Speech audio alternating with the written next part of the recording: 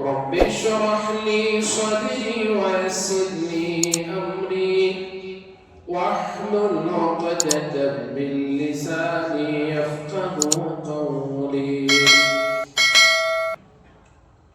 بزرگان محترم، نوجوانان مکرم، عزیز دوستو، اللہ تبارک و تعالی ایمان والوں سے بڑی محبت فرماتے ہیں۔ اللہ ولی الذین آمنوا، چونکہ ایمان والے اللہ ان کے دوست ہیں، وہ اللہ کے دوست ہیں۔ دوستی کا حق یہ ہے کہ اس سے محبت کی جائے، اور اللہ تبارک و تعالی نے اپنے بندے کی محبت کا اظہار بھی فرمایا۔ ابھی اتوار کے دن ایک نہایت ہی غمناک خبر ہم نے سنی۔ حضرت مولانا پیر ذوالفقار احمد نقشبندی مجددی رحمت اللہ علیہ اس دار فانی سے دار بقا کی طرف کوچ کر گئے۔ ہزاروں لاکھوں کی تعداد میں ان کی نماز جنازہ میں لوگوں نے شرکت کی، اور اطراف عالم میں حضرت کے مریدین، محبین اور ان سے راہ سلوک کے سلسلے میں تعلق رکھنے والے اور آپ کے خلفاء موجود ہیں۔ اللہ تبارک و تعالی نے آپ رحمت اللہ علیہ کو بڑی ہی علمی شخصیت بنایا، اور احسان و سلوک کے راستے میں، خاص طور پر تصوف کے راستے میں لوگوں کی تربیت کا آپ کو اللہ نے مرکز و محور بنایا تھا۔ اللہ رب ذوالجلال کے اس عنایت کردہ لطف و کرم کی بدولت آپ برابر محنت کرتے رہے اور اللہ کے بندوں کو اللہ سے جوڑتے رہے۔ صبح میں ان کی کتاب پڑھ رہا تھا، اس میں انہوں نے اللہ جو بندوں سے محبت کرتا ہے اس کو ایک مثال سے سمجھایا۔ لیکن اللہ تبارک و تعالیٰ نے اللہ کے نیک بندوں کے ساتھ رہنے کا ہمیں حکم دیا، ان سے دوستی کرنے کا، ان کے ساتھ اٹھنے بیٹھنے کا اور ان کے ساتھ رہنے کا اللہ نے ہمیں حکم دیا۔ یا ایھا الذین آمنوا اتقوا اللہ، اے ایمان والو اللہ سے ڈرو، وَقُولُوا مَعَ الصَّادِقِينَ، اور سچوں کے ساتھ رہو، نیکوکاروں کو دوست بناؤ۔ تو اللہ تبارک و تعالیٰ نے نیک بندوں کی دوستی رکھنے، ان سے تعلق رکھنے کا حکم دیا۔ اس کا فائدہ یہ ہوتا ہے کہ انسان اپنے آپ کو گناہوں سے بچا سکتا ہے۔ اللہ نے حکم دیا فَفِرُّوا إِلَى اللَّهِ، لوگوں اللہ کی طرف دوڑو۔ فَفِرُّوا إِلَى اللَّهِ، حضرت ابن عباس رضی اللہ عنہما نے اس کی تفسیر میں ارشاد فرمایا، اس کا مطلب یہ ہے کہ لوگوں گناہوں سے باز آ کر اللہ کی طرف آ جاؤ، گناہوں کو چھوڑ دو، اللہ سے جڑ جاؤ، اللہ کی طرف آ جاؤ۔ اللہ تبارک و تعالی اپنے بندے کو اپنی طرف دعوت دیتا ہے۔ یا ایھا الانسان ما غرک بربک الکریم، اے انسان تجھے تیرے رب کریم کے بارے میں کس چیز نے دھوکے میں ڈال رکھا ہے؟ یاد کر تجھے کس نے پیدا کیا، یاد کر تو نہیں تھا تو کس نے وجود بخشا، یاد کر ایک ناپاک پانی کے قطرے سے، منی کے قطرے سے یہ خوبصورت وجود کس نے بخشا۔ ما غرک بربک الکریم، آج تیری صحت پر تجھے غرور آ چکا ہے، تیری جوانی پر تو اترا رہا ہے، آج دوستوں کی محفل میں حقیقی دوست کو بھولا چکا ہے، دنیا کی مخلوق میں رکھ کر پیدا کرنے والے خالق کو بھولا دیا ہے، دنیا کے ان بندوں اور بندیوں میں الجھ کر اپنے مالک کو بھولا دیا ہے۔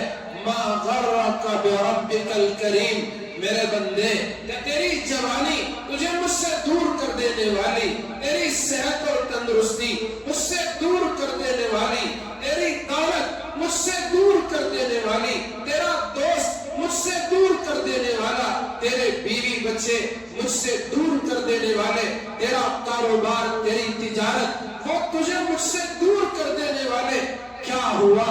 ما غرک بربک الکریم، میرے رب کی وہ محبت کا، میرے رب کی قسم، میں اور آپ اندازہ نہیں لگا سکتے کس پیار و محبت کے ساتھ، کس اپنائیت کے ساتھ وہ مجھے اور آپ کو اپنی طرف آنے کی دعوت دے رہا ہے۔ وہ کیا بھلے انداز اور نرالے انداز سے اللہ ہم سے خطاب کر رہا ہے۔ کیا ہوا تو بھی؟ کس نے تجھے دھوکے میں ڈال رکھا ہے، دور کر دیا ہے، غافل کر دیا ہے؟ ما غرک بربک الکریم الذی خلقک، جس نے تجھے پیدا کیا، فسواک فعدلک فی ای صورت ما شاء رکبک، ذرا آئینے میں کھڑے ہو جاؤ، اپنا چہرے پر نظر ڈالو اور دنیا کی دیگر مخلوق کو بھی دیکھو، کیا خوبصورت شاہکار بنا کر اللہ نے انسان کو پیدا کیا ہے، اتنا خوبصورت بنایا، پھر اسی سے غافل ہو جاؤ، اسی سے دور ہو جاؤ۔ اللہ تبارک و تعالیٰ بندے کو بڑی محبت سے اپنی طرف بلاتے ہیں اور اپنی طرف آنے کی دعوت دیتے ہیں۔ میرے بندے، کہ تو جس چیز کو اصل سمجھ کر مجھے بھلا چکا ہے وہ ایک دن چھوٹنے والے، اور تجھے اگر کوئی چیز تیرے ساتھ، اگر کوئی تیرے ساتھ دینے والا، کام آنے والا، جو پہلے بھی تیرا ساتھ دے چکا، تجھے بنایا، پیدا کیا، ضرورتوں کو پورا کیا، آسانیاں فراہم کی، اور وہی تیرا ساتھی بھی ہے، وہی تیرا دوست بھی ہے، اور دوستی کے قابل بھی وہی ہے۔ اللہ رب ذوالجلال اپنی طرف اپنے بندوں اور بندیوں کو بلاتے ہیں۔ فَفِرُّوا إِلَى اللَّهِ، حضرت ابن عباس رضی اللہ عنہ نے فرمایا، اللہ کی طرف دوڑو، یعنی گناہوں کو چھوڑو، نافرمانی کو چھوڑو، طغیانی کو چھوڑو، سرکشی کو چھوڑو، آؤ اللہ کی طرف آ جاؤ۔ فَفِرُّوا إِلَى اللَّهِ۔ تو میں عرض کر رہا تھا، اولیاء اللہ سے، نیک لوگوں سے دوستی کا فائدہ یہ ہوگا کہ وہ گناہوں سے بچنا ہمارے لیے آسان ہو۔ نیک آدمی نیکی کرتا ہے، نمازی آدمی نماز کا پابند ہوتا ہے، تو اس کے ساتھ رہنے والے کو بھی اس کا اثر ہوتا ہے کہ میرا دوست بھری محفل میں حی علی الصلاۃ کی آواز پر نماز کو جا رہا ہے، کتنے دن ہم اس کے ساتھ رہ کر ایسے ہی نماز چھوڑ سکتے ہیں؟ چلو ہم بھی نماز پڑھیں گے۔ ایک گلاب مٹی سے وہ لگتا رہے تو مٹی میں اس گلاب کی خوشبو آ جاتی ہے، اور وہی اگر گوبر یا کوئی گندگی مٹی سے لگی ہو اس کی بدبو اس مٹی میں آتی ہے، کیونکہ انسان بھی مٹی سے بنا ہے، جس کی صحبت میں رہے گا اس کا اثر قبول کر لے گا، جس کی دوستی اختیار کرے گا اس کا اثر اس کے اندر آ جائے گا۔ تو اللہ نے فرمایا، یا ایھا الذین آمنوا اتقوا اللہ وکونوا مع الصادقین، اے ایمان والو، اللہ سے ڈرتے رہا کرو اور نیکوکاروں کے ساتھ، سچوں کے ساتھ، اللہ کے دوستوں کے ساتھ دوستی کرو، ان کے ساتھ رہا کرو۔ اللہ تبارک و تعالیٰ کا حکم بھی ہے کہ نیک لوگوں کو اپنا دوست بنائے۔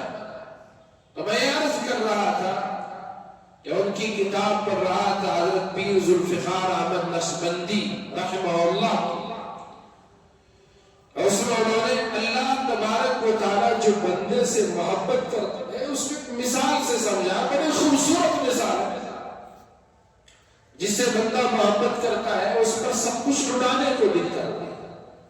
ایک انسان کو دوسرے سے محبت ہے تو ہر چیز اسے دیتا ہے، اور دینے کے بعد کہتا ہے میں نے تو آپ کو بہت چھوڑا دیا ہے، کچھ بھی نہیں دیا، حالانکہ بہت دولت، اپنا وقت، سب کچھ اس کے لیے لٹاتا ہے، پھر بھی کہتا ہے کہ میں نے آپ کا تو زیادہ کوئی فائدہ نہیں پہنچایا، آپ کو جیسے آپ کے ساتھ معاملہ کرنا تھا نہیں کر سکا۔ یہ اس کے دل کی محبت ہے، اور اگر وہی محبت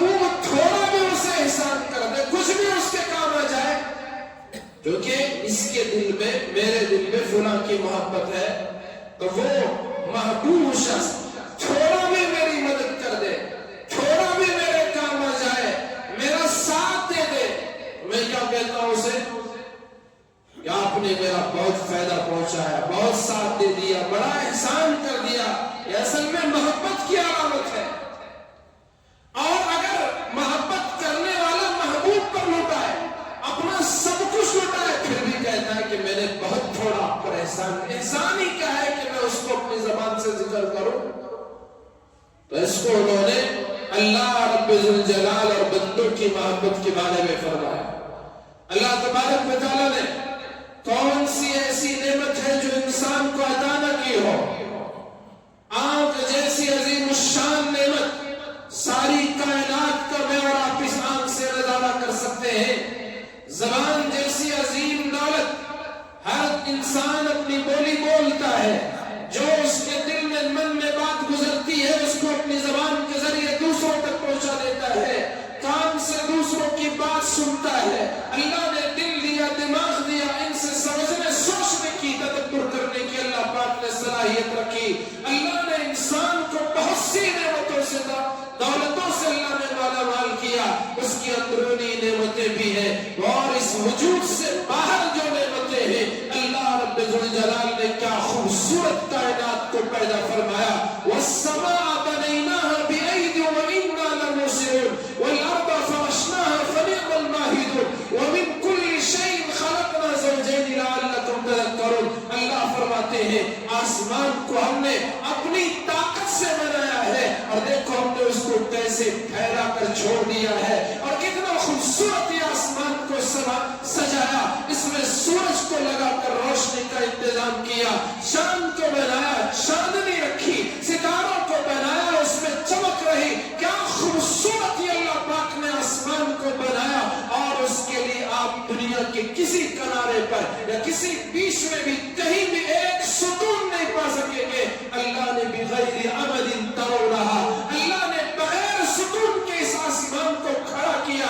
کس کے لیے کھڑا کیا؟ یہ سورج پیدا کر کے، یہ روشنی کا، گرمی کا انتظام کس کے لیے کیا ہے؟ یہ چاند کو پیدا کر کے، یہ چاندنی کو رکھ کر اس نے کس کے پھلوں کے پکنے کا انتظام کیا ہے؟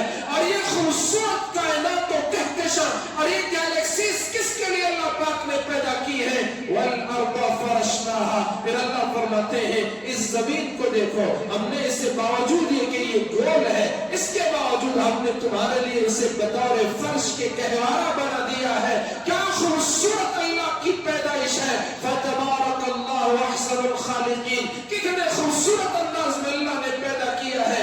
زمین کے بیلنس کے لیے پہاڑوں کو اللہ پاک نے اسے کیل کی طرح اس نے ٹھوک دیا، پانی کا نظام، سمندروں کا نظام، تالابوں، نہروں، ندیوں، نالیوں کا نظام چلایا۔ اور میرا خدا کیسی قدرت کا مالک ہے، سخت پتھروں کے بیچوں بیچ پانی کے نالیاں اس نے راستے بنا دیے۔ اور میرا خدا کتنی قدرت کا مالک ہے کہ زمین میں خزانے رکھے، سونے چاندی کے خزانے، لوہے تانبے پیتل کے خزانے، جس کے پارے کے خزانے اللہ پاک نے زمین کے اندر رکھ دیے، پیٹرول ڈیزل کے خزانے، کیا کیا خزانے اللہ رب ذوالجلال نے بندوں کے لیے زمین کے اندر دفن کر کے رکھ دیے۔ ان دفینوں کو بندہ نکالتا ہے، اپنا فائدہ اٹھاتا ہے، لوگوں کو تقسیم کرتا ہے، دیتا ہے، اور اس سے لوگ فائدہ اٹھاتے ہیں۔ اور یہ زمین کبھی دھوپ کی وجہ سے سوکھ جاتی ہے اور اپنے سینے کو ترخ کر کھول دیتی ہے، تو اے اللہ سے فریاد کر رہی ہے، اے اللہ میرا سینہ ترخ چکا ہے، اب تیرے برسات کے پانی کے بوندوں قطروں کی مجھے ضرورت ہے۔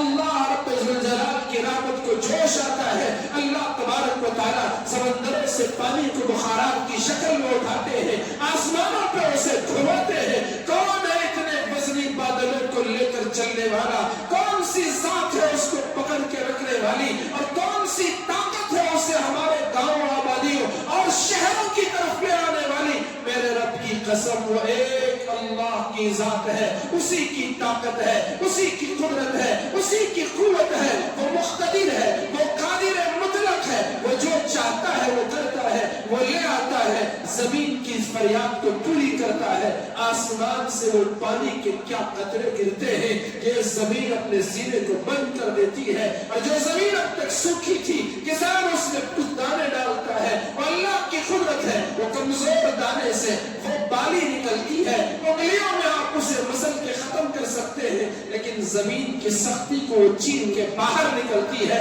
اور لہلاتی ہے اور انسان کو دعوت دیتی ہے، اور اللہ کے بندے ذرا میری کمزوری کو بھی دیکھ اور میرے رب کی طاقت کو بھی دیکھ کہ اللہ نے مجھے زمین کے سینے کو چیرنے کی طاقت رکھی ہے، اور یہ اللہ تبارک و تعالیٰ کی طرف سے عطا کردہ قوت ہے، حالانکہ اس کی کمزوری، اس کا ضعف سب کچھ عیا و بیاں ہے، ظاہر و باہر ہے، پھر بھی وہ کھوپڑی وہ بالی انسان کو پیغام دیتی ہے، ایک اکیلا اللہ ہے جو ساری کائنات کے نظام کو چلا رہا ہے، کمزور کو طاقت دینے والا، طاقتور کو ختم کرنے والا، وہ بیج تو اس بالی سے زیادہ سخت تھا، زمین میں کیا ملا، مٹی نے اسے کھا لیا، اللہ تبارک و تعالیٰ نے اس میں ایک موڑ پیدا کیا اور پھر اسے باہر کیا، وہ ایک دانے سے ہزاروں دانے اللہ پاک نے، مثل الذین ينفقون اموالهم فی سبیل اللہ کمثل حبۃ انبتت سبع سنابل، ایک ایک دانے سے یہ 7 بالیاں نکالنے والا اور ان بالیوں میں اور دانے مزید اگانے والا وہ ایک اکیلا اللہ ہے، وہ زمین، یہ آسمان، یہ ستارے، یہ ان کی چمک و دمک، ہر چیز یہ اللہ نے بندے کے لیے نعمت اور احسان کے طور پر پیدا کیا ہے کہ یہ دنیا خلقت لکم، تمہارے لیے اللہ نے پیدا کیا، وَإِنَّمَا خُلِقْتُمْ لِلْآخِرَةِ، تم کو اللہ نے اپنے لیے آخرت کے لیے، آخرت کی کھیتی کے لیے پیدا کیا ہے، اللہ نے ہر ایک نعمت سے مجھے اور آپ کو نوازا، وَإِن تَعُدُّوا نِعْمَةَ اللَّهِ، میرے رب کی قسم اللہ کی نعمتوں کو گننا چاہو گن نہیں سکتے، کسی کے بس کی بات نہیں ہے کہ رب کی نعمتوں اور احسانات کو شمار کر سکو، بے شمار نعمتوں سے سرفراز کرنے کے بعد اللہ فرماتے ہیں قُلْ مَتَاعُ الدُّنْيَا قَلِيلٌ، قُلْ مَتَاعُ الدُّنْيَا قَلِيلٌ، میرے بندے میں نے تجھے دیا ہی کیا ہے، یہ سب تو تھوڑا، بات سمجھ میں آ گئی ہوگی، سب کچھ دینے کے بعد اللہ فرماتے ہیں قُلْ مَتَاعُ الدُّنْيَا قَلِيلٌ، بندے میں نے دیا ہی کیا ہے، بہت تھوڑا میں نے تجھے جو کچھ دیا، دنیا کا یہ ساز و سامان، نفع کی ساری چیزیں تو یہ سب تھوڑی ہے، حضرت نے فرمایا کہ اللہ بندے سے جو محبت کرتا ہے اس کا اس میں اظہار، قُلْ مَتَاعُ الدُّنْيَا قَلِيلٌ، اور بندہ جو اللہ کو یاد کرتا ہے، ظاہر سی بات ہے 24 گھنٹے کی زندگی میں ہم کتنا خدا کو یاد کرتے ہیں، کبھی بھولے سے ٹھوکر کھا کے گرتے گرتے ہمیں یاد آ گیا، لب پہ آ گیا اللہ، کبھی اٹھتے بیٹھتے لیٹے لیٹے زبان پہ چڑھ گیا لفظ اللہ، ہماری نوبت یہ ہو چکی ہے ہفتے میں ایک مرتبہ ہمیں خدا کا گھر یاد آتا ہے، وہ اللہ کا گھر جو اس کے رحمت کے اترنے کی جگہ ہے، وہ اللہ کا گھر بخاری شریف میں موجود ہے، رسول اکرم صلی اللہ علیہ وسلم نے ارشاد فرمایا بندے مومن اپنے گھر سے وضو کر کے نکلتا ہے تو اس کے ایک ایک قدم پر ایک ایک درجے کو اللہ بلند فرماتے ہیں، اور مسجد آتا ہے انتظار کرتا ہے نماز کا تو نماز پڑھنے کا ثواب ملتا ہے، اور نماز پڑھ کر اپنے مصلی پہ بیٹھتا ہے تو اللہ فرشتوں کو ڈیوٹی لگاتا ہے کہ میرا بندہ ابھی اپنے مصلی پر بیٹھا ہوا ہے، اس لیے اس کے حق میں تم دعا کرنا، فرشتہ دعا کرتا ہے اللہم اغفر لہ وارحمہ، اللہم اغفر لہ وارحمہ، اللہم اغفر لہ وارحمہ، اے اللہ تیرے اس بندے کو معاف فرما دے، اس پر تو رحمت کی بارش نازل فرما، اس پر رحم فرما، اور جب تک بندہ اس جگہ بیٹھا رہتا ہے برابر فرشتہ اسے دعا کرتا ہے، اس گھر کو ہم نے ہفتے میں ایک مرتبہ حاضری کا دن بنا لیا، اور ابھی بالکل آخر وقت میں امام خطبہ یا نماز کے لیے تیار ہو رہا ہو، اس وقت آخر وقت میں پہنچ کر 2 رکعت نماز پڑھنے کو ہم نے سمجھ لیا کہ ہم نے مسلمان ہونے کا حق ادا کر دیا، اللہ کی بندگی اور غلامی کا حق ادا کر لیا. اور جو صحیح سچا مسلمان ہے وہ اللہ سے ڈرنے والا ہے، وہ 5 وقت دن میں حاضر ہوتا ہے. فجر میں حاضر ہوا، ظہر میں، عصر میں، مغرب اور عشاء میں 5 مرتبہ، اور اس میں سے بھی بعض 2-3 مرتبہ آنے والے، فجر نیند میں گزار دینے والے، اور کبھی یاد آیا تو ظہر میں آ گئے، کبھی فرصت ملی تو عصر پڑھ لی، کبھی خیال آیا تو مغرب پڑھ لیا، کبھی خیال آیا تو عشاء پڑھ لی. ایسے بھی کچھ نمازی ہیں کہ کبھی کبھار وقتاً فوقتاً انہوں نے نماز ادا کر لی. اللہ کے بندو، اللہ نے مسجد کا ذکر قرآن مجید میں 28 مرتبہ کیا ہے، اور نماز کا حکم 750 سے زیادہ مرتبہ اللہ نے بندے کو حکم دیا، بار بار یاد دلایا، نماز کا تذکرہ کیا. لیکن یہ حکم ہم کس انداز سے پورا کر رہے ہیں؟ اللہ کے اس فرمان پر کتنا ہم عمل پیرا ہو رہے ہیں؟ ذرا غور کریں، خیال کریں. اللہ نے جو بار بار اتنی اہمیت کے ساتھ رسول اکرم صلی اللہ علیہ وسلم کو اللہ پاک نماز کا تحفہ دینے کے لیے زمین پر رہتے ہوئے نہیں بلکہ آسمانوں پر بلا کر معراج میں آپ کو اللہ پاک نے نماز کا تحفہ عطا فرمایا. تو اہمیت نماز کی کتنی ہے؟ حدیث میں آیا کل قیامت اول ما یحاسب به العبد یوم القیامت الصلاۃ کما قال علیہ الصلوۃ والسلام. قیامت کے دن سب سے پہلے اعمال میں کسی عمل کا حساب ہوگا تو نماز کا حساب ہوگا. نمازی اللہ کو کتنا محبوب ہے، ذرا غور کریں. نماز ہم کہاں ادا کرتے ہیں؟ مسجد میں ادا کرتے ہیں. مسجد میں آتے ہیں، نماز پڑھتے ہیں. مسجد سجدہ کرنے کی جگہ. مسجد کے معنی ہے سجدہ کرنے کی جگہ. سجدہ یسجد سے سجدہ کرنے کی جگہ مسجد کا یہ معنی ہے، یعنی عبادت کرنے کی، نماز پڑھنے کی. اگر بالعموم معنی لیا جائے تو وہ جگہ مسجد. فرض نماز رسول اکرم صلی اللہ علیہ وسلم مسجد ہی میں ادا فرماتے تھے، نفل نماز اپنے گھر میں بھی پڑھتے تھے. تو فرض کے لیے مسجدیں ہیں، مسجدوں میں فرض کی جماعت قائم کرنا ہے، جماعت سے نماز پڑھنا ہے. رسول اکرم کے زمانے میں منافقین کو بھی ہمت نہیں ہوتی تھی جماعت کی نماز چھوڑنے کے لیے. نماز چھوڑنے کی بات نہیں کر رہا، نماز با جماعت نماز چھوڑنے کی منافقوں کو بھی ہمت نہیں ہوتی تھی. آج اپنے آپ کو مسلمان مومن کہنے والا اور پھر وہ بڑے بڑے عہدوں پر فائز رہنے والا، اگر اس کا گھر مسجد کے بغل میں ہے تو بھی وہ اللہ کے گھر کو کبھی کبھار آتا ہے، پھر بھی سمجھتا ہے کہ وہ مسلمان ہے، وہ ایمان والا ہے، وہ مومن ہے. میں عرض کر رہا تھا اللہ کو بندے سے جو محبت، اور پھر اسی طرح سے بندے کی نماز عبادت ادا جہاں ہوتی ہے اس سے محبت کا اندازہ آپ لگائیں. اللہ پاک نے سینکڑوں مرتبہ قرآن مجید میں نماز پڑھنے کا حکم دیا، اور نماز میں سجدہ بھی ہے. پوری عبادت کا ایک بہترین نمونہ نماز ہے. نماز ادا کرنے کے لیے ہم مسجد میں پہنچتے ہیں. اللہ کو بندے کی عبادت اور اس کے سجدے سے اتنی محبت ہے کہ اللہ نے جس جگہ یہ عبادت ہوتی ہے اس کو آسمان والوں کے لیے روشن اور تابناک کرا دیا. رسول اللہ نے فرمایا احب البلاد الی اللہ مساجدها. اللہ کو بندے کی عبادت سے اتنی محبت ہے کہ بندہ جس گھر میں، جس مکان میں، جس جگہ یعنی مسجد میں نماز پڑھنے کے لیے آتا ہے، اللہ کو روئے زمین پر اور کائنات میں سب سے زیادہ وہ جگہ محبوب ہے. مسجد اللہ کو سب سے زیادہ محبوب، اور مسجد بنانا اللہ نے اس کی بھی تعریف فرمائی. رسول اللہ صلی اللہ علیہ وسلم نے اس کی فضیلت کو بیان فرمایا. میں نے شروع میں آیت پڑھی انما یأمر مساجد اللہ من آمن باللہ والیوم الآخر وأقام الصلاة وآتى الزكاة ولم يخش إلا الله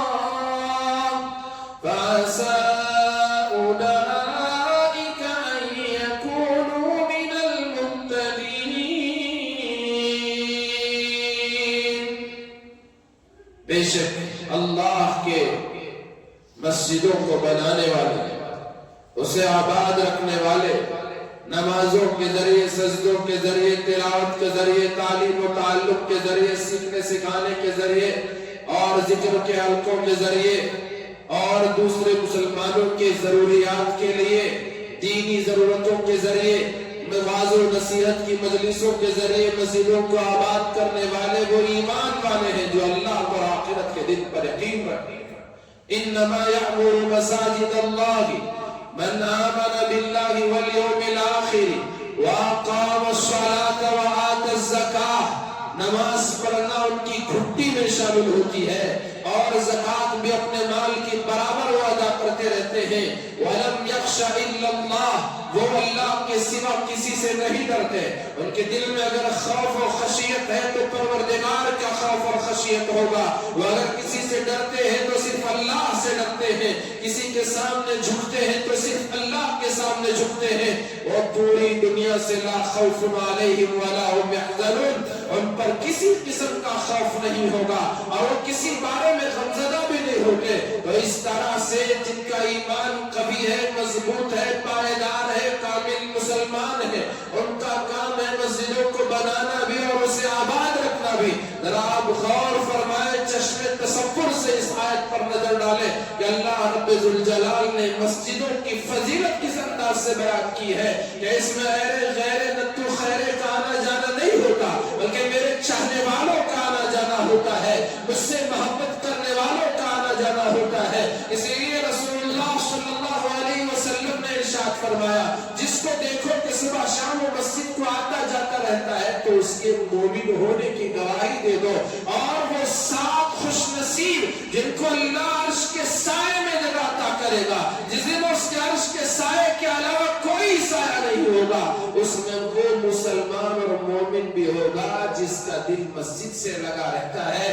کسی نماز سے فارغ ہوا، ضرورت کے لیے گھر گیا، لیکن انتظار ہے کہ کب پھر نماز کا وقت آئے گا، پھر کب اللہ کے حضور حاضر ہو جاؤں اور وہ سجدہ عطا کر دو جس سے میرا رب راضی اور خوش ہو جائے۔ تو اس طرح سے رہنے والے اس کو بھی اللہ تبارک و تعالیٰ اپنے عرش کے سائے میں جگہ عطا کرے گا۔ تو اس لیے مسجدوں سے تعلق رکھنا مسلمانوں کی ذمہ داری ہے، اسی میں ان کے اسلام کی بقا بھی ہے اور ایمان کی حفاظت بھی ہے۔ اگر مسجد سے میرا رشتہ ٹوٹ گیا، نعوذ باللہ ثم نعوذ باللہ ثم نعوذ باللہ، میری زندگی تباہ ہو جائے گی، اجڑ جائے گی، برباد ہو جائے گی۔ اگر آپ کا رشتہ مسجد سے کٹ گیا تو پھر یاد رکھیں رحمان سے جو رشتہ ہے وہ کٹ جاتا ہے، اور جب وہ رشتہ ٹوٹ گیا تو پھر ذلت اور اسی طرح سے رسوائی، بدبختی، بدنصیبی ہمارا مقدر بن جاتی ہے۔ آج یہی ہمارے ساتھ ہو رہا ہے، ہم حقیقی مسائل کے حل کی طرف توجہ نہیں دیتے، جڑ پر جڑ کا علاج نہیں کرتے کہ کہاں سے بیماری اٹھی اور اس کا علاج نہیں کرتے، بس اوپر سے ہم نے دوا کھا لیا اور کوئی دوا لگا لیا، سمجھ جائے کہ آرام آ گیا، بیماری تو اندر ابھی موجود ہے۔ ہم دوسرے اسباب کی طرف نظر ڈال رہے ہیں۔ اس امت کے حال کو سدھارنے کے لیے قرن اول آپ اٹھا کر دیکھیں، رسول اکرم صلی اللہ علیہ وسلم کا، صحابہ کا، تابعین کا، تبع تابعین کے زمانے کو آپ اٹھا کر دیکھیں، ان کی مسجدیں ہر وقت آباد رہتی تھی، وہ مسجد ان کے لیے مرکز کی حیثیت ہوتی تھی۔ آج 2 رکعت پڑھنا مسجد میں آ کر ہمارے لیے دشوار ہے۔ صحابہ تعلیم و تعلم کا کام مسجد میں انجام دیتے تھے۔ رسول اللہ کی مسجد میں وہ چبوترا، وہ صفہ اس بات کی دلیل ہے کہ صحابہ کرام کے تعلیم، ان کے پڑھنے پڑھانے کا انتظام اللہ کے نبی نے اللہ کے گھر میں کیا ہے۔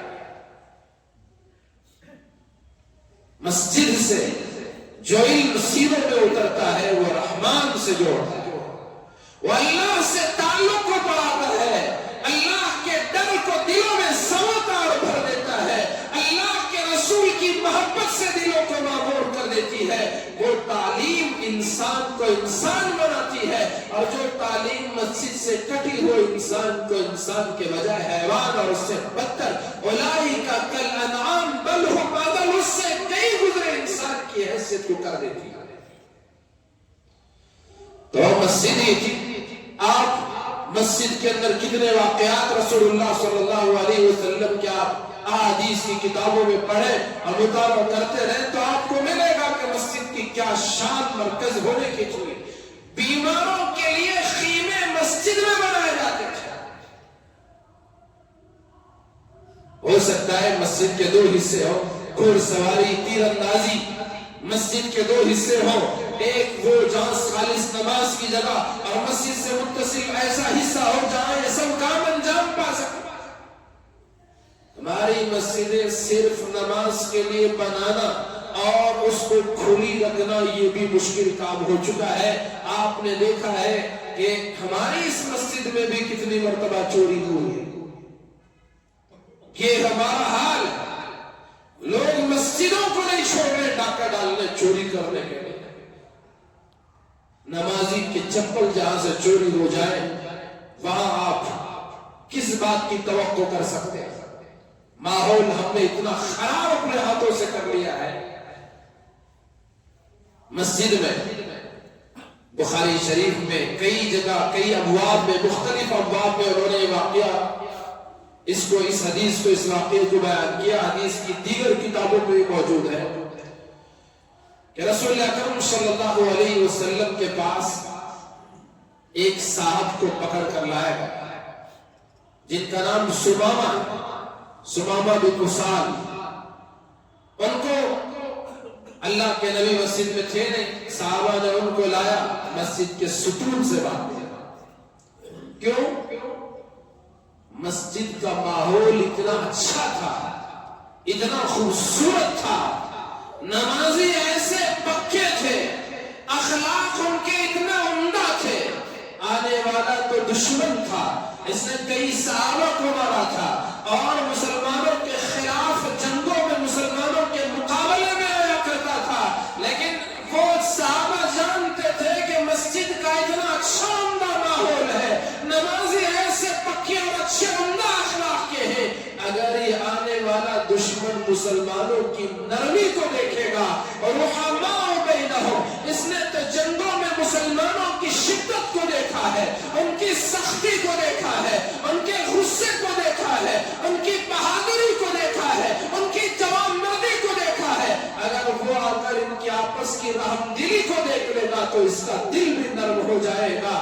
اس لیے کہ قرآن کہتا ہے اشداء علی الکفار والذین معه اشداء علی الکفار رحماء بینہم، جو آپ کے ساتھی ہیں، جن کو اللہ نے رضی اللہ عنہ ورضوا عنہ کہا ہے، جس کو رسول اللہ نے فَبِأَيِّهِ مُقْتَدَيْتُمْ اهْتَدَيْتُمْ قرار دیا ہے، تو اللہ سے راضی، اللہ ان سے خوش ہے، وہ ایسے عمدہ ہے، ایسے عمدہ ہے کہ دشمن کے مقابلے میں تو بہت سخت ہے، شدید ہے، متشدد ہے اور سینہ تان کر کھڑے ہو جائیں گے، اس کی گردن اس کے جسم سے جدا کیے بغیر واپس نہیں لوٹیں گے۔ تبھی تو دنیا ان کے نام سے کانپتی تھی، اپنے بچوں کو ڈال کر سلا دیتی تھی، زمین ان کی سنتی تھی، دریا ان کے سنتے تھے، پہاڑ ان کی سنتی تھی، آگ ان کی سنتی تھی، جنگل کے درندے ان کے سنتے تھے، اور دنیا کے اور بڑے بڑے سورماؤں کے دل ان کے ناموں سے کانپتے تھے۔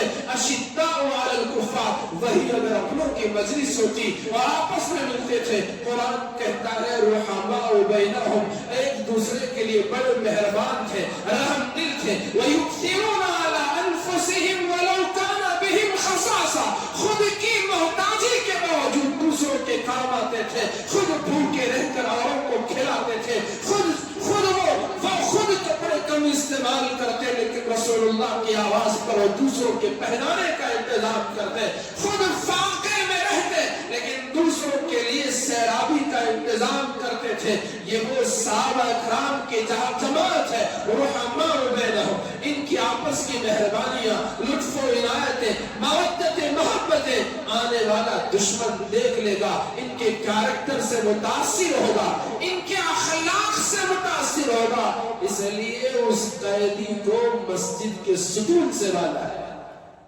صبح ہوئی، سرکار دو عالم جناب محمد الرسول اللہ صلی اللہ علیہ وسلم تشریف لائے، دیکھا پہچان لیا کہ تو بڑا دشمن ہے. پوچھا ثمامہ کیا بات ہے؟ ما عندک یا ثمامہ، ثمامہ بتاؤ تمہارا کیا حال ہے، کیا ہے تمہاری خصوصیت بتاؤ. اس نے کہا کہ اگر آپ نے احسان کیا تو میں آپ کے احسان کو یاد رکھوں گا. ان تنعم علی شاکر، اگر آپ نے احسان کیا تو میں احسان شناس و احسان فراموش نہیں، آپ کا احسان یاد رکھوں گا. مانگو جو مال آپ چاہتے ہیں، جتنا مال چاہتے ہیں میں آپ کو دینے کے لیے تیار ہوں. اور اگر قتل کرو گے تو پھر میری قوم آپ سے میرے قتل کا انتقام لے گی، کیونکہ قوم کا سردار تھا، نامدار تھا، بہادر تھا. قوم انتقام لے گی. قبیلہ بنی حنیف کے وہ سردار تھے، یمامہ کے رہنے والے قبیلہ بنی حنیف جو مشہور قبیلہ ہے، اس کے وہ سردار تھے. تو اس نے کہا اگر قتل کرو گے تو بدلے کا انتظار کرو، اور احسان کرو گے تو احسان تو میں چکانے والا ہوں، احسان نہیں بھولو. مال اگر چاہتے ہیں تو جتنا آپ مال چاہے میں آپ کو دینے کے لیے تیار ہوں. رسول اللہ نے صلی اللہ علیہ وسلم اس کو اسی حال پر چھوڑ. اب دن گزرا، اس کی ضرورت کے وقت اسے رسی کھولی جاتی، ضرورت پوری ہوتی، اور پھر اس جگہ اسے باندھ دیا جاتا. اور مدینے کے ایسے غلام تھے آقا کے کہ وہ بچ بچا کر بھاگ بھی نہیں سکتے. ایسا پہرا دینے والے، رسول اللہ پر اپنی جان قربان کر دینے والے، اللہ کے نبی پر اپنے آل اولاد ماں باپ سب کچھ قربان کر دینے والے، ہمہ وقت اللہ کے رسول علیہ السلام کی خدمت کرنے والے. وہ جانتا تھا کہ مدینے سے میں اپنی جان بچا کر تو بھاگ نہیں سکتا، راہ فرار اختیار نہیں کر سکتا. ضرورت کے وقت ضرورت پوری ہوتی، پھر اسے اس رسی سے باندھ دیا جاتا. اگلی صبح سرکار تشریف لائے صلی اللہ علیہ وسلم. پھر پوچھا ما عندک یا ثمامہ، بتاؤ کیا حال ہے؟ اس نے وہی جواب دیا، احسان کرو گے تو احسان یاد رکھوں گا، اور قتل کرو گے تو میری قوم آپ سے انتقام لے گی، بدلہ لے گی. اللہ کے نبی نے اسی حال پر اسے رہنے دیا صلی اللہ علیہ وسلم. تیسری صبح سرکار دو عالم صلی اللہ علیہ وسلم تشریف لائے، اور آپ نے تیسرے دن بھی وہی سوال کیا، اس نے وہی جواب دیا. اللہ کے نبی نے فرمایا کہ اس کو چھوڑ دو، کھول دو، آزاد کر دو. صحابہ اکرام نے رسی کھول دی اور چھوڑ دیا اور اسے آزاد کر دیا. حدیث میں آتا ہے کہ وہ مسجد سے باہر نکلا، قریب میں جو کھجور کا درخت تھا، کھجور کے اس میں درختوں کا باغ تھا، اس میں پانی موجود تھا، وہاں گیا، غسل کیا، غسل کر کے مسجد کو آیا، اور آ کر رسول اللہ سے عرض کرنے لگا یا رسول اللہ ہاتھ بڑھائے، آپ کے ہاتھ پر مسلمان ہونا چاہتا ہوں. کلمہ پڑھا، اشہد ان لا الہ الا اللہ واشہد ان محمد عبدہ ورسولہ. اسلام کے دائرے میں داخل ہو گیا. قیدی بن کر مسجد کو آئے، اب تک تو جہنم کے راستے میں تھا، مسجد کو آیا تو کیا بات تھی کہ مسلمان ہو گئے. ہماری مسجدیں، مسلمان خود یہاں تائب نہیں ہوتا، غیروں کی بات تو کیا کرے، خود اپنے نہیں بنتے، دل کی حالت نہیں بدلتی. اللہ کے گھر میں پہنچ کر مسجد کے آنے جانے والوں کا ماحول بھی تو اثر کرتا ہے، ان کے اخلاق کا بھی اثر ہوتا ہے، آپسی مہربانی اور لطف و عنایتوں کا بھی تو اثر ہوتا ہے. رحماء بینہم، وہ اخلاق جو اللہ کے نبی نے اپنے صحابہ شاگردوں کو سکھائے تھے، انہوں نے ان کے شاگردوں نے اسی طرح سلسلہ جو اخلاق کریمانہ کا اللہ کے نبی علیہ السلام سے سلسلہ جو چلا ہے، جب تک وہ چیز نہیں آتی تو اس وقت تک پھر ہماری مسجدیں، ہمارے مرکز، ہماری عبادت گاہیں، ہماری خانقاہیں، ہمارے ادارے، ہمارے اسلامک سینٹرز، وہ دلوں کی دنیا کو بدلنے کے قابل نہیں بن پاتے. رحماء بینہم، تو میں عرض کر رہا تھا، بیماروں کے لیے خیمے، مسجد میں قیدیوں کے لیے باندھنے کی جگہ مسجد کیوں جاتی ہے، اور ضرورت پوری کرنے والا وہ ہے جو بے نیاز ہے، اسے کسی چیز کی ضرورت نہیں۔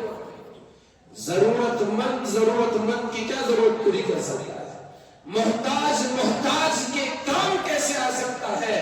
محتاج کے کام تو وہ آ سکتا ہے جس کو کسی چیز کی حاجت نہ ہو۔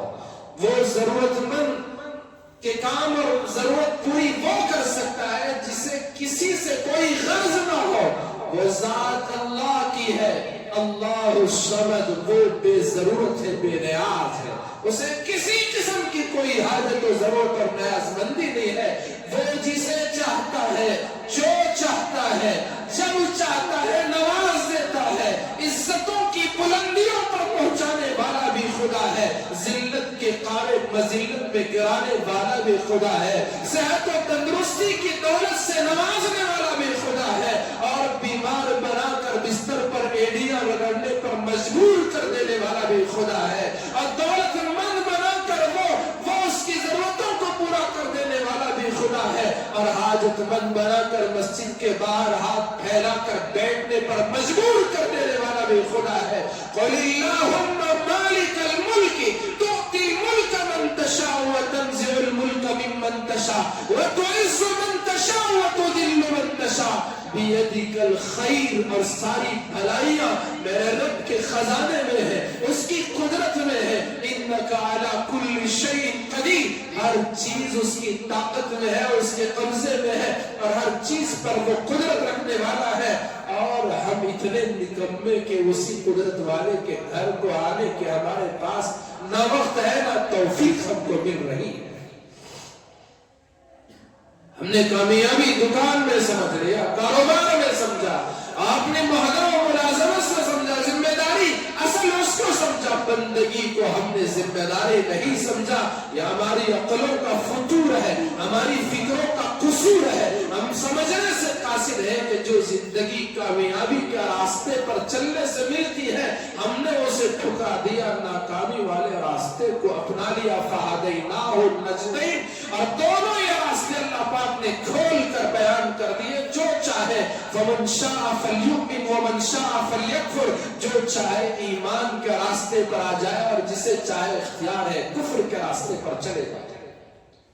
اللہ کو کسی کے ایمان اور کفر کی کوئی حاجت نہیں، وہ تو بے نیاز میرا خدا ہے۔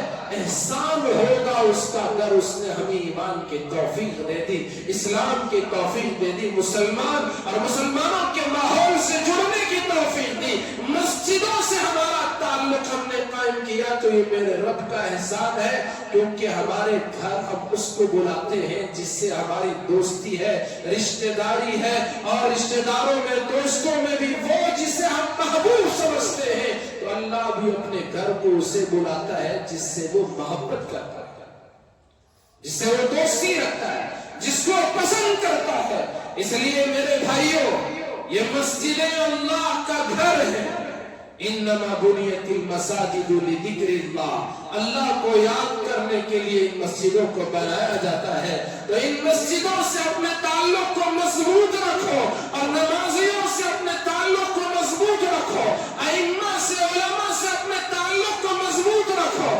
مسجد سے، مسجد کے علماء سے، ائمہ سے، صلحاء سے رشتہ توڑو گے، میں نے پہلے بھی کہا، بات بھی عرض کر رہا ہوں، دوہرا رہا ہوں کہ رحمان سے رشتہ ٹوٹ جائے گا، ایمان کمزور ہو جائے گا، جنت سے نکلا ہوا مسافر منزل بھٹک جائے گا، جنت کو واپس نہیں جائے گا، بلکہ راستے میں جہنم کے کھڈے میں گر کر تباہ و برباد ہو جائے گا۔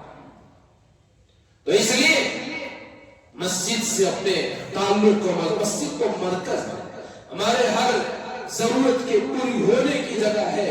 مسجد کے تعلیم کے حلقے، ذکر و اذکار کے حلقے، واعظ و نصیحت کے حلقے، اور درس قرآن، درس حدیث کے حلقے، اس سے اپنے آپ کو جوڑ کر رکھو، تو پھر ایمان مضبوط سے مضبوط تر ہوگا، اور ہر حالت کا مقابلہ کرنے کی ہمت اور جرأت پیدا ہوگی، اور ہر موڑ پر اللہ کو یاد کرنے کی توفیق ہوگی، ورنہ ہماری صورت دیگر ہوگی، یہ نتیجہ بالکل الٹا ہوگا جس طرح سے ہمارے آج کا ماحول ہے۔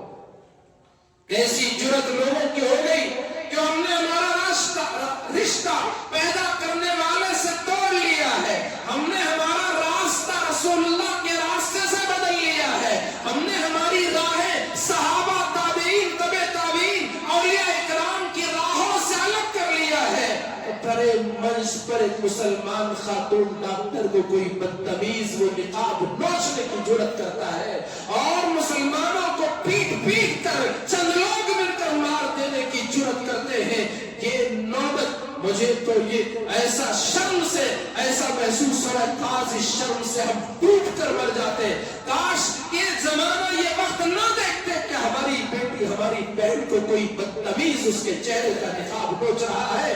یہ نوبت ہماری آ چکی ہے، اور پھر کچھ آزاد لبرل ذہن رکھنے والے جو کبھی کہا کرتے تھے کہ عورت کی آزادی ہے وہ جو چاہے کرے، کیا اس بہن کو آزادی نہیں تھی برقع پہننے کی؟ کیا اس بیٹی کو آزادی نہیں تھی نقاب رکھنے کی؟ کیوں آزاد ملک ہے؟ اب کہاں چلے گئے لبرل کا اور وہ آزادی کا نعرہ دینے والے؟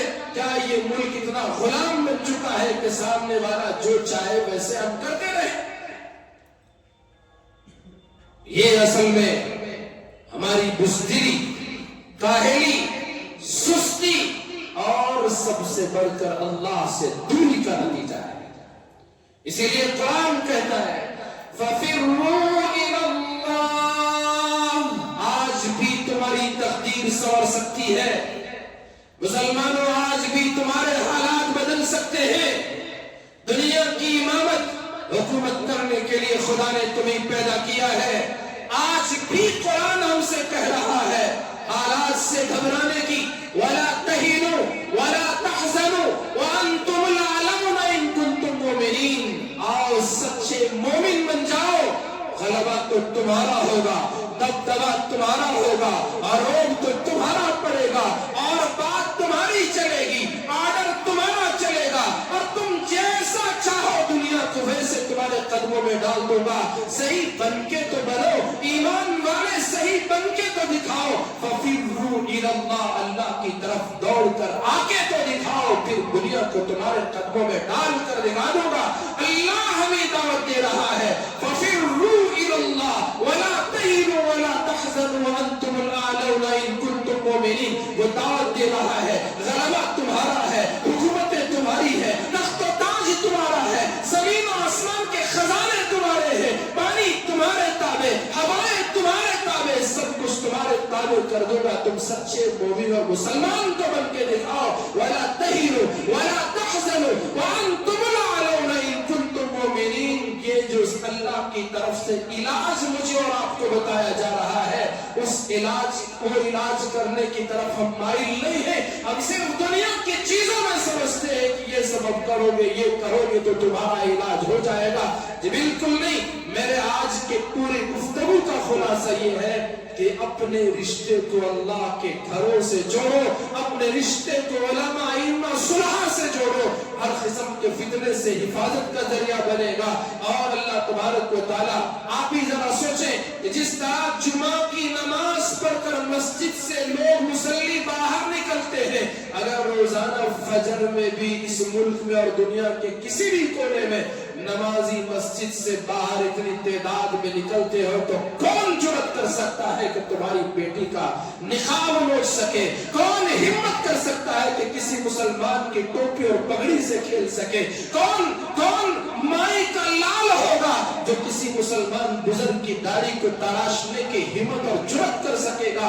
اگر یہ تعداد جمعہ کی فجر میں بھی آ جائے، ظہر میں بھی آ جائے، عصر میں بھی آ جائے، اور مغرب و عشاء میں بھی ہماری مسجدیں فل ہو جائے، بھر جائے، اور مسلمان یہ اپنے سر پر تو یہ 10-20 گرام کی ٹوپی جو مجھے بوجھ محسوس ہوتی ہے اور جسے مسلمان پریشان ہو جاتا ہے، مسجد سے باہر نکلنے سے پہلے اسے فولڈ کر کے اپنے پیچھے کے پاکٹ میں ڈال لیتا ہے۔ کاش یہ تمہاری ٹوپی بازاروں میں بھی ہوتی، دکانوں میں بھی ہوتی۔ حکومت نے قانون بنایا تو 2-2 کلو کا ہیلمٹ پہن رہے ہو، کاش یہ 10-20 گرام کی تمہارے سر کا تاج تمہارے سروں پہ رہتا۔ کسے ہمت ہوتی کسی مسلمان کو مارنے کی، انگلی دکھانے کی؟ چھوٹے چھوٹے کام ہیں حالات بدلنے کے، لیکن ہم اسے اپنانے کو تیار نہیں۔ جانے. اللہ مجھے بھی آپ کو بھی سمجھنے کی توفیق عطا فرمائے. اللہ وہ روز مسلمانوں کا جو پہلے تھا دوبارہ وہ روز عطا فرمائے. ہمارے جان مال کی عزت آبرو کی حفاظت فرمائے. پھر سے اللہ ہمیں اپنے گھروں کا پابند بنائے. آمین ثم آمین. وآخر دعوانا الحمدللہ رب العالمین.